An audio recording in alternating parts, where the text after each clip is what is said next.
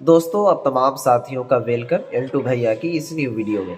देखिए, आज की इस वीडियोस में मैं अब तमाम साथियों को बताने के लिए आ गया हूँ और बहुत सारे स्टूडेंट का कमेंट भी आ रहा था कि सर उर्दू से डीएलएड कैसे किया जाता है। तो इस वीडियोस को पूरी देखिए, आपको सभी चीज़ें समझ में आ जाएगा कि उर्दू से डीएलएड कैसे किया जाता है और कैसे करना चाहिए। ठीक है, उसके बाद उर्दू से डीएलएड करने में टोटल आपके खर्च कितने लगेंगे, ठीक है, और इसके लिए क्या प्रोसेस है और कैसे गुजरा जाता है इस प्रोसेस से, वो सभी चीज़ बताएंगे। तो चलिए वीडियो की शुरुआत करते हैं। आपसे एक छोटा सा रिक्वेस्ट है कि चैनल पर अगर पहली बार विजिट किए हैं तो चैनल को ज़रूर सब्सक्राइब कर लीजिएगा, क्योंकि आपको इसी तरह की वीडियोस मिलती रहेगी इस चैनल पर। तो चलिए शुरू करते हैं।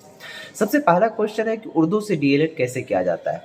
तो इसका जवाब है कि अगर आप बिहार बोर्ड से या फिर मदरसा बोर्ड से, चाहे अपने भारत में कहीं से भी आपने मौलवी किया है या फिर आप इंटर किया है, और सबसे पहला चीज़ जो इसका क्राइटेरिया है कि अगर आपका इंटर है तो इंटर में उर्दू रहना ज़रूरी है, और मौलवी है तो मौलवी में भी उर्दू सब्जेक्ट, ठीक है, उर्दू जो सब्जेक्ट होता है उसका रहना ज़रूरी है। अगर आपके मौलवी में या फिर इंटर में उर्दू का सब्जेक्ट होगा तो आप उर्दू से डीएलएड कर सकते हैं। ठीक है, ये हो गई।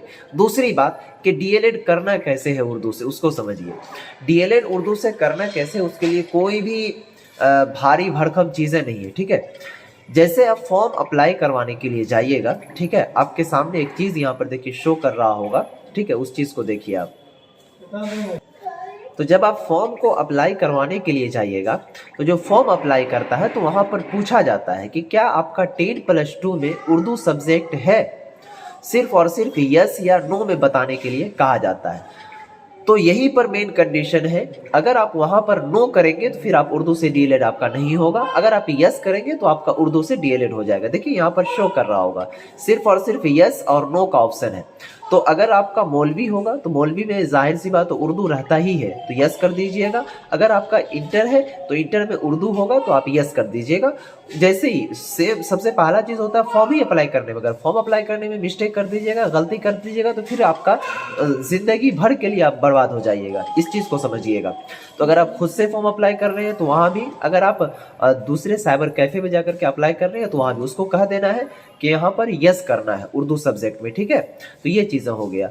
उसके बाद देखिए कि सरकारी कॉलेज और प्राइवेट कॉलेज, तो डीएलएड जो होता है ना, तो वो अपने बिहार के अंदर सरकारी कॉलेज और प्राइवेट कॉलेज दो होता है। तो सरकारी कॉलेज का जो फीस है वो बहुत कम है और प्राइवेट कॉलेज का जो फीस है वो बहुत ज़्यादा होता है। इसके लिए सबसे पहला चीज़ अब बात आती है कि सरकारी कॉलेज मिलेगा कैसे, सरकारी कॉलेज में एडमिशन करवाना कैसे है, प्राइवेट में कैसे होता है।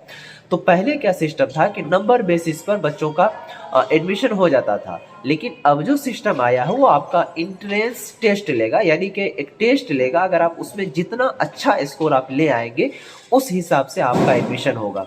जैसे कि अभी जो डीएलएड वाला एग्ज़ाम चल रहा है तो उसके अंदर कुल मिलाकर के 120 मार्क के सवालात पूछते हैं, यानी कि क्वेश्चन पूछते हैं। उसमें से जितना अच्छा आप मार्क ले आइएगा उतना अच्छा आपको सरकारी कॉलेज मिल जाएगा, जितना घटिया मार्क ले आइएगा उतना बढ़िया आपको प्राइवेट कॉलेज मिल जाएगा।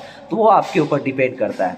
तो अगर आपका सरकारी कॉलेज में हो जाता है तो आपका जो उसमें फीस है कुल मिलाकर के डीएलएड 2 साल का होता है, तो 1 साल का वही 11 से 12 हज़ार रुपया, फॉर्म वगैरह सारा चीज़ फिलअप करके, और दूसरा साल में वही 11 से 12 हज़ार। तो कुल मिलाकर के 20 से 25 हज़ार, 25 हज़ार के अंदर अंदर सरकारी कॉलेज में आपका डीएलएड क्लियर हो जाता है।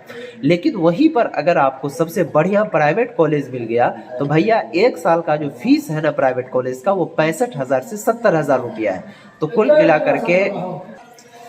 मिलाकर के दोनों साल का, अगर मान लीजिए सपोज के अक्सर कॉलेज का जो वो 65 हज़ार से 70 हज़ार के बीच ही रहता, तो मैं 70 हज़ार या फिर 65 हज़ार को ही मान के चलिए।